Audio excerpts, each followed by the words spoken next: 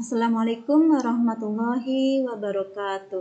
Semoga teman-teman semua dalam keadaan sehat walafiat sehingga masih bisa terus belajar untuk mempersiapkan ujian P3K tahap 2. Pada kesempatan kali ini, mari kita lanjutkan untuk mendalami soal-soal P3K BK dan juga kita bahas materi soal tersebut. Kita langsung bahas untuk soal nomor 1. Konsli merupakan seorang siswa yang fobia dengan burung.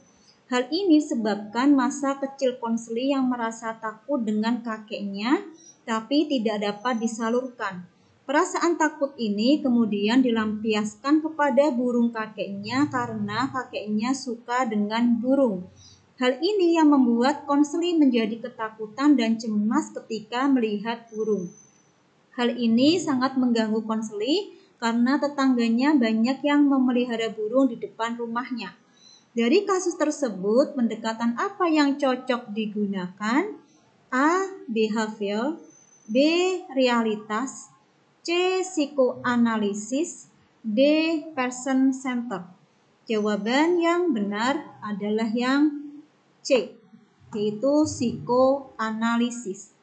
Metode dasar psikoanalisis adalah interpretasi konflik bawah sadar pasien yang mengganggu kesehariannya, yaitu konflik yang menyebabkan gejala menyakitkan seperti fobia, kemudian kecemasan, depresi, dan kompulsi.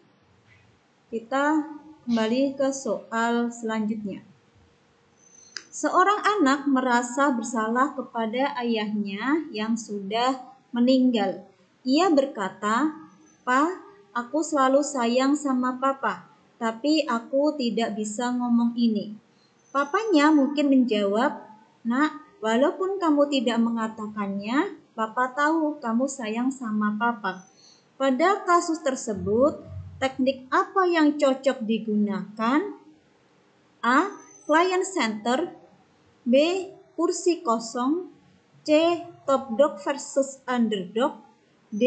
Membuat serial. Jawaban yang benar yaitu yang B.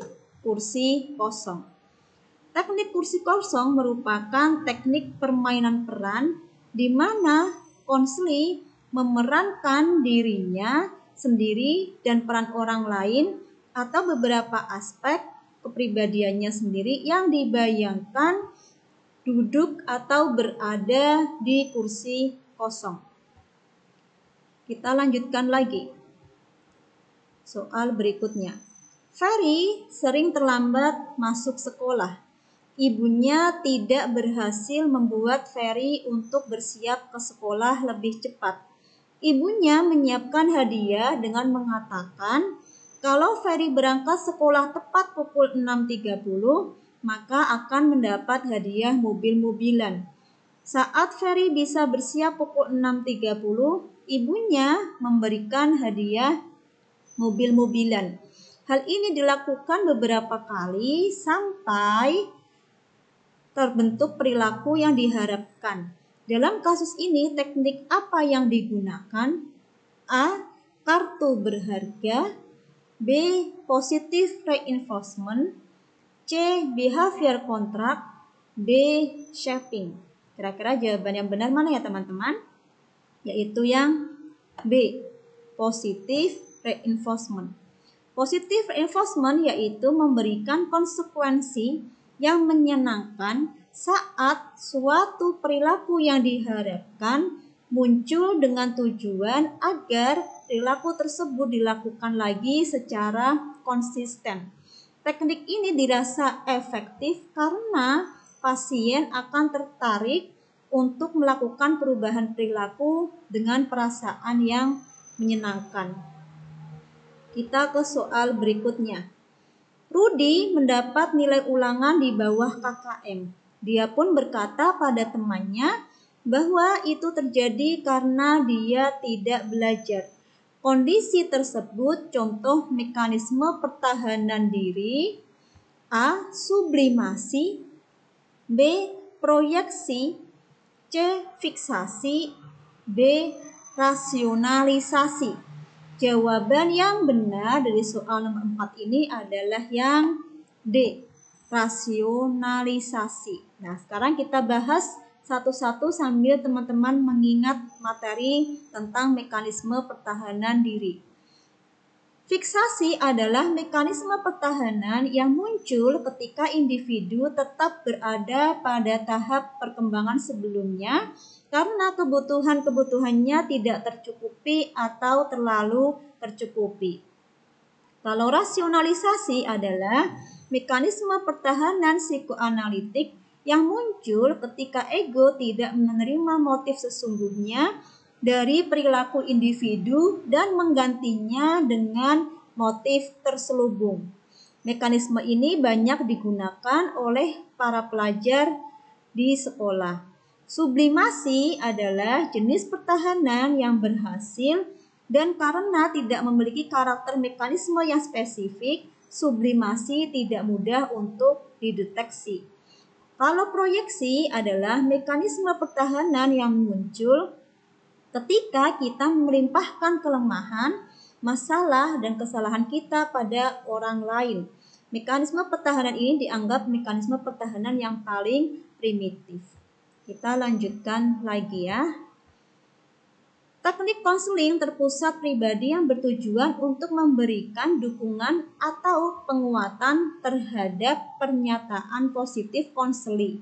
Disebut teknik A. Lead, B. Reassurance, C. Acceptance, D. Summary. Jawaban yang benar adalah yang B. Reassurance. Nah, sekarang kita bahas satu persatu untuk teman-teman mengingat kembali. Jadi untuk teknik lead itu, ini juga keluar ya teman-teman untuk teknik komunikasi dalam bimbingan konseling. Ada attending, responding, itu teman-teman bisa pelajari karena pada tahap 1 kemarin. Lead atau pengarahan adalah teknik atau keterampilan yang digunakan konselor untuk mengarahkan pembicaraan konseling dari suatu hal ke hal yang lain secara langsung. Keterampilan ini sering pula disebut keterampilan bertanya. Kalau reassurance adalah keterampilan atau teknik yang digunakan oleh konselor untuk memberikan dukungan atau penguatan terhadap pernyataan positif konseling agar ia menjadi lebih yakin dan percaya diri.